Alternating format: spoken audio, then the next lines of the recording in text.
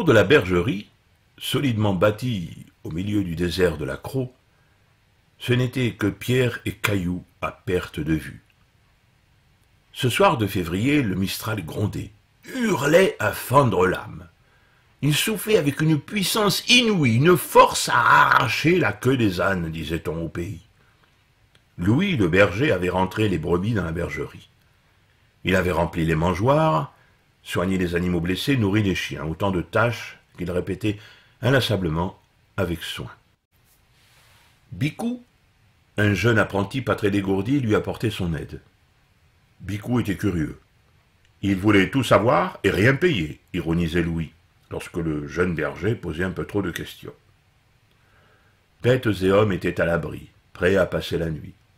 La petite cheminée chauffait l'unique pièce au décor austère. Sur une table faite de 4 planches, une lampe à pétrole éclairait 2 assiettes de soupe aux légumes, une miche de pain rassis et un pot de cacha. La soirée s'écoulait au rythme de quelques parties de dominos seulement troublées par les assauts du vent. Puis Louis se leva, il éteignit la lampe. À tâtons, les 2 bergers rejoignirent leur coin, un espace grossièrement aménagé dans la bergerie. Couchés sur la paille, emmitouflés dans leurs capes, ils attendirent le sommeil. Le vent soufflait toujours en d'interminables gémissements. Sous la porte mal jointée se faufilait un souffle aigre et sifflant. Bicou ne parvenait pas à s'endormir, sans cesse il se tournait et se retournait sur sa couche. Après de longues minutes, le jeune garçon s'adressa à son patron. « Dites-moi, maître, qu'est-ce que c'est ce bruit qui se passe sous la porte? Il m'empêche de dormir. » Le berger, fatigué par une dure journée de travail, n'avait guère envie d'engager la conversation. Importuné par une question qui lui sembla stupide, il répondit par une boutade. « C'est la Cisampe qui siffle parce qu'elle a froid, elle cherche à se mettre à l'abri, au chaud, avec nous. Surtout, laisse bien la porte fermée, va mettre un peu de paille sous le battant et coince-la avec les cailloux pour l'empêcher de rentrer. Et ensuite recouche-toi et laisse-moi dormir, tu me fais suer. » conclut-il dans un léger mouvement d'humeur. La réponse n'avait pas le moins du monde rassuré l'apprenti, au contraire. La remarque du berger ne fit qu'accentuer sa curiosité. Il n'avait pas l'intention de quitter sa place dans l'obscurité pour faire obstacle à une créature malfaisante dont le nom, à lui seul, évoquait déjà toutes sortes de cauchemars dans la mémoire du garçon. Cette présence nocturne, aussi soudaine qu'inconnue, le turlupinait. Les bruits extérieurs augmentaient de puissance. Il lui sembla entendre des cris gutturaux horribles. Le vent soufflait, soufflait, soufflait. N'y tenant plus, Bicou revient à la charge. « La Cisampe, mais qu'est-ce que c'est, maître? C'est une bête, je l'entends encore, mais qu'est-ce qu'il faut faire ?» Excédé, Louis répondit en maugréant. « Ce n'est rien, c'est la Cisampe qui cherche le Cisampoune, son petit qui s'est échappé. Maintenant, laisse-moi dormir, bougre d'imbécile !» Le berger se retourna vers le mur de torchis en maugréant. Il essaya de s'endormir. Mais Bicou continuait à harceler son pauvre patron de plus belle. « Maître, la Cisampe et le Cisampoune, vous les avez déjà vus? Dites-moi à quoi ils ressemblent. » Le berger dut se rendre à l'évidence. Plus il argumentait, moins il pouvait dormir. S'il voulait avoir la paix, il fallait fournir une explication consistante à son apprenti une fois pour toutes. Il se retourna vers un Bicou tout ouïe et bouche bée. « Mais non, mon bougre d'imbécile, je ne les ai pas vus. D'ailleurs, jamais personne n'a vu de ses yeux la Cisampe et le Cisampoune. Ce sont des monstres hideux, terrifiants. Ce sont eux qui font pousser les arbres de travers, qui les couchent, qui renversent les trains, qui hurlent et qui brament par les nuits de Mistral. Ce sont eux aussi qui font dégringoler les tuiles des toits, qui abattent les chênes et qui recouvrent la Crau de leur noirceur malfaisante. Maintenant, laisse-moi dormir et n'en parlons plus. Et dors toi aussi. Demain, nous avons une rude journée. » L'apprenti était allongé sur le côté, tourné vers Louis, dont il espérait encore des précisions sur ces bêtes maléfiques qui hantaient la Crau.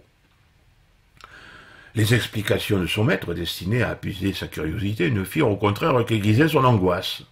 Il lui fut désormais impossible de fermer l'œil. Il voulait absolument savoir à quoi pouvaient bien ressembler ces fameux monstres que jamais personne n'avait vu. Il laissa passer quelques longues minutes, puis, n'y tenant plus, il se leva. Le pas hésitant, il marcha sur le sol en terre battue et s'orienta vers la porte. Dans l'obscurité, sur la table, sa main trouva la grosse boîte d'allumettes. Il en craqua une et alluma la lampe posée à côté de la marmite. Il s'empara du fusil de chasse à 2 coups, qui était suspendu à côté de la gibecière, ouvrit la porte dont les gonds grincèrent et sortit.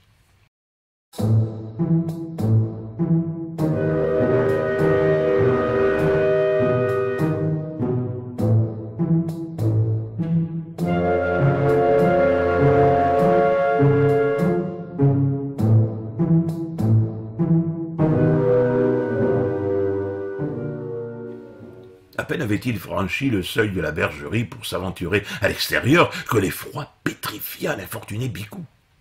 Il était seul, au beau milieu d'une nuit sans lune, noire comme de l'encre.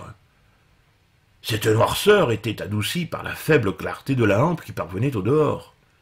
Un vent furieux se déchaînait sur l'immensité de l'accros. Le Mistral, cruel et terrifiant, crachait sa terreur et emportait tout sur son passage. Les bourrasques n'épargnaient rien, la charpente de la solide bâtisse craquait de toutes parts. Soudain, le valet entendit des coups sourds qui semblaient venir de l'arrière de la bergerie. Les coups résonnaient. Ils avaient quelque chose d'épouvantable. Il pensa que c'était le monstre qui tentait de pénétrer pour tout dévorer. Bicou fit quelques pas, plié en deux pour ne pas tomber face au vent, agrippant son fusil, affolé mais subjugué à l'idée qu'il allait enfin voir la Cisampe. L'œil aux aguets, la poitrine oppressée, tous les sens en alerte, il marchait à pas compter, trébuchant à chaque galet, mais confiant en son arme qu'il agrippait à s'en disloquer les articulations. Tétanisé par la peur et le froid, il arriva au coin de la bergerie. Une tuile tomba sur son épaule et il tressaillit. Il fit encore quelques pas, puis, tout à coup, se trouva face à une énorme forme monstrueuse, menaçante, qui remuait quelques mètres devant lui. La créature se dressa aussitôt. Bicou devina des oreilles pointues, des mâchoires ouvrant sur un gouffre bordé de dents acérées prêtes à mordre. La forme poussa un cri abominable. Le monstre était là. Il dominait l'apprenti de toute sa hauteur, du haut de ses 8 jambes et 2 queues, et aussi 2 têtes.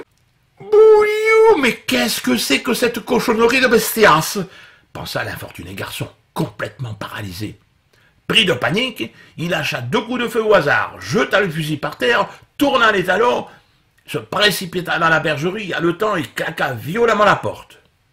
Les bruits de détonation et de claquement de porte réveillèrent brusquement Louis. Il se dressa, se demanda ce qui se passait. Il vit alors Bicou arriver en trombe. Celui-ci se jeta sur son lit, à côté des moutons qui commençaient à s'agiter, à bêler. L'apprenti claquait des dents, tremblait de tous ses membres. « Ça y est, maître, j'ai tué la Cisampe et le Cisampoune !» lâcha-t-il, fébrile et victorieux. Le berger comprit alors toute la maîtrise, il se frappa le front. « Bougre le couillon !» s'écria-t-il. « Tu as tiré sur la naisse et son bourricot !» Louis se leva d'un bond, sortit pour évaluer l'ampleur des dégâts. Il ramassa le fusil et fit le tour de la bergerie. Il ne trouva rien d'alarmant. Tout au moins, aucun cadavre d'animal. À demi rassuré, il rentra, referma la porte, prit place sur un tabouret près de la cheminée et se servit un verre de liqueur de frigolet pour se remettre de ses émotions. Après quelques jurons de déconvenus, il regagna son lit, qu'il avait dû quitter en toute hâte pour se plonger dans la froideur de la nuit. Bicou avait fini par s'endormir. Louis ferma les yeux à son tour.